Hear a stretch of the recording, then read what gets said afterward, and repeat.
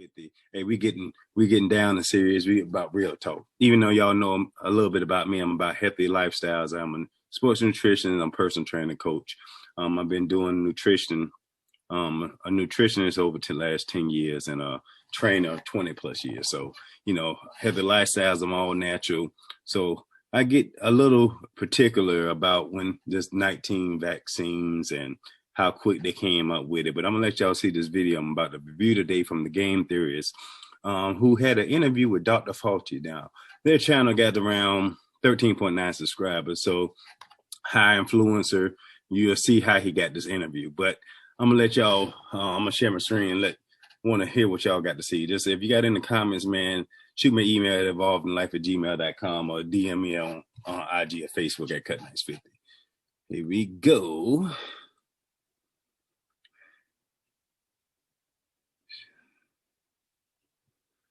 Man,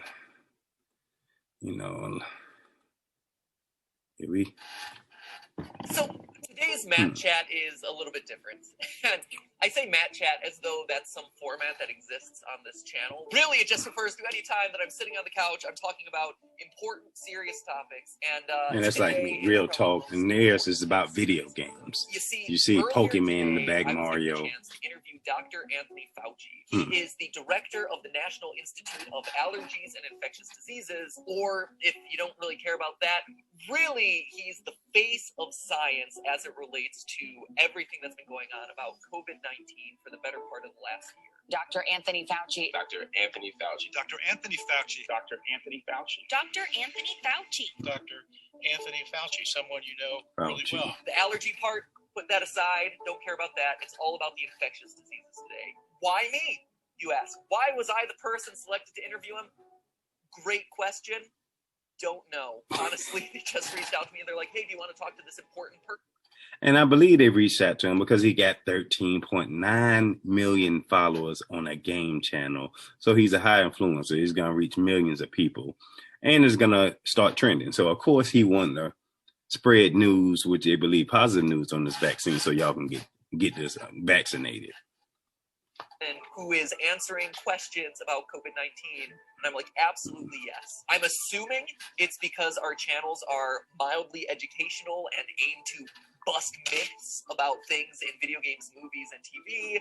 And so this is all about busting the myths of COVID-19. But you know what? Might not be that. Could be that Dr. Fauci really wanted to know the FNAF timeline or wanted to get real deep into Among Us lore. Maybe it was that. So what you're about to see is our uncensored interview with Dr. Fauci. He's a busy man, as you can imagine. And so we were only allowed 10 to 15 minutes with him. We tried to get as much valuable information in there as possible for you guys to spread out to others who might be believing misinformation that's been circulating, or to answer questions about those of you who are worried about potentially getting the vaccine for yourself. So we tried to cram as much good material in there as possible. So enjoy, and if this is helpful to you at all, or you think it could be helpful to those who are also affected by this, please feel free to share. This man, like I said, is the voice of science, up-to-date science of what we know about this disease as it's happening, what we know about the vaccines as they're coming out. And so I wonder if this guy right here if he's going to get vaccinated, or has he already been vaccinated from this shot, and what his true belief on this COVID-19 vaccine is. Dr. Fauci, I'm Matthew. And I'm Stephanie. It's great to meet you. And we run a edutainment channel on YouTube.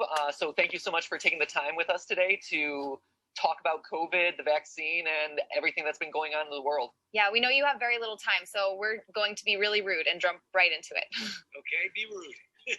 All right. Fantastic. So just right out of the gate, obviously COVID has been a huge headline for the better part of the last year. And in the early days, a lot of things got reported that science has since shown to not be true anymore, or the knowledge around that topic has changed. And so to start things off, I'd love to just have a minute off the top of your head. What are some of the common myths or misconceptions about COVID that people still believe that you'd like to kind of clear the air on? Well, I think the biggest myth is that a substantial proportion, I don't mean majority, but a proportion that's troubling, of people still think this is a hoax and it's fake news and it's not real. That seems astounding to me, that even in regions of the country where the hospitals are being overrun by running out of beds with exhausted personnel, and people in that region are still not wearing masks, believe it's a big hoax, believe it's being overplayed, and it's fake news. That to me is just, in all of the decades that I've been involved in infectious disease work and dealing with outbreaks, I've never seen a dissociation of reality among some people. So to me, that's the biggest myth. The next biggest myth is that masks don't work, so you shouldn't be wearing a mask. Masks absolutely do work. The other myths that are out there are conspiracy theory myths, which are almost laughable, that, where the vaccine is really putting chips in people so that, Bill Gates and I can follow people around and encroach upon their private. Now, I don't know about these chips. I never heard that one. But if you know anything about Bill Gates, like I said, you can Google it, do the research. Now, chips in the vaccine, I don't think so. But do some research about Bill Gates. Dr. Fauci, I didn't ever hear anything about them two working together, conspiring or anything like that from any of the people who give me information. But I guess that was something new. And he is right about some areas they think is a hoax. They think it doesn't exist, but it is a true virus. It's a virus. Now, my own personal beliefs of it, I believe you strong, healthy immune system that you'll be okay. Either way, is a type of flu. So it's a different strain. It's more deadlier. We don't know how it attack people and stuff like that. And do I believe it's man-made? Probably so. Just like any other war, this COVID has already killed more people, I think, than any war that we done been in or all together, period. So we'll see what the numbers finally is. But like I say, they want to get as many people vaccinated as possible, and there got to be a reason, an underlying reason for it. But just watch and hear what they got to say. You'll hear some similar things that I already said in my other two videos, and he gonna manifest them here. So it's really, it sometimes seems funny, but it's sad because we have 352,000 people. 352,000 people in this country have died.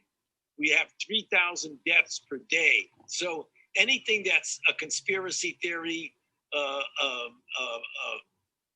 claiming of there being a hoax, talking about fake news, does nothing but prevent us as a nation from responding in an appropriate way to stop this historic 3,000 pandemic, a day, which is nothing like we've seen in literally 102 years. I think that transitions really well actually into the next question that we have, which is specifically about people who don't believe that the vaccine or the multiple vaccines that have been developed are safe. We have, people we know, even, some members of our extended family who are saying, I'm not going to get this vaccine because it hasn't been tested and it's not safe.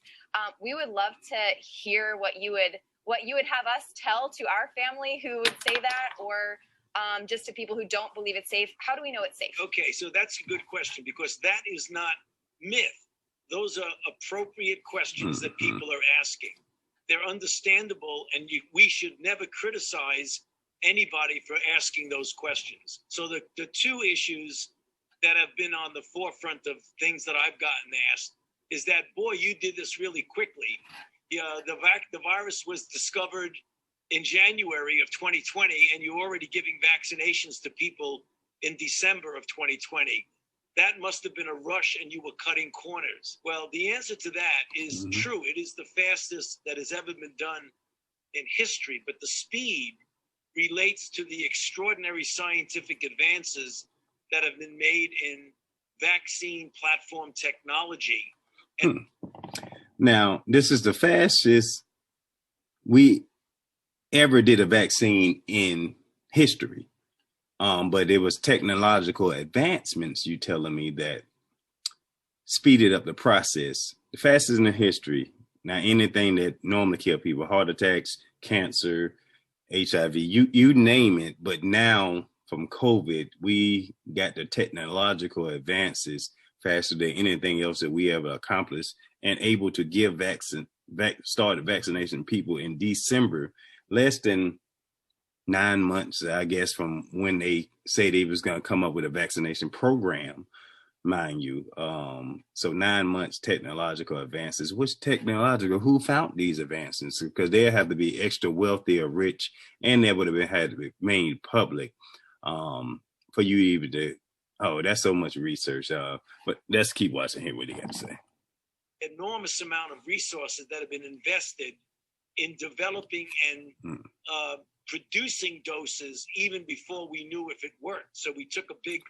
So you was giving out doses even before you knew it worked. That's what you just said. Financial risk. So the speed did not compromise scientific integrity, nor did it compromise safety. So normally any vaccine that they come through, y'all should know it takes over 5 years for a process, trials, years of progress, or short-term and long-term side effects and how your body can react to it. But no shortcuts was ever made, and it's the fastest, and you have no data to prove it. Okay. Next big question is, how do we know it's safe and effective? Yeah. Is this the federal government putting something over on us? Or is this the pharmaceutical companies trying to make a lot of money? Well, the answer is the determination of safety and efficacy was made by clinical trials that had thousands and thousands of people, 30,000 people. 30,000 people. Clinical trials. Where y'all think they did these trials at? Watch one of my other videos. You'll find out where they did them at. The Moderna trial, 44,000 people in the Pfizer trial. The decision of whether or not the data that's over 70,000 people safety and efficacy is not made by the federal government. It's not made by the pharmaceutical company. It's made by an independent board called the Data and Safety Monitoring Board that looks at the data and in a completely independent way makes a determination if it's safe and effective. Only then does the company then take that data and present it to the FDA. The career scientists at the FDA, not political appointees, but career scientists, they look at the data and then in association with their advisory committee, which is yet again another independent advisory committee, beholden to no one but the general public, they then help make the recommendation of whether you and I should get the vaccine. So the process is both transparent and independent. So now that process to me ain't transparent or independent. I mean, you telling me that an independent board gonna study data and then decide for us that it's right for us to do it. The government ain't gonna approve it. The FDA ain't gonna approve it, but they gonna decide off the data that it's safe for us to take it.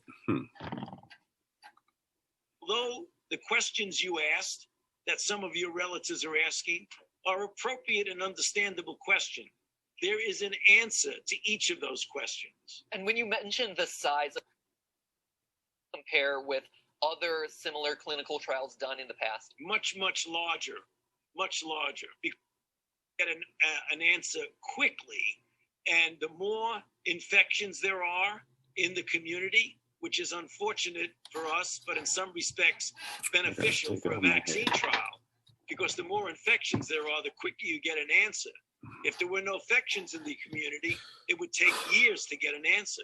It took like 3 months to get an answer. And because of that, so y'all just heard what it said. It normally takes years.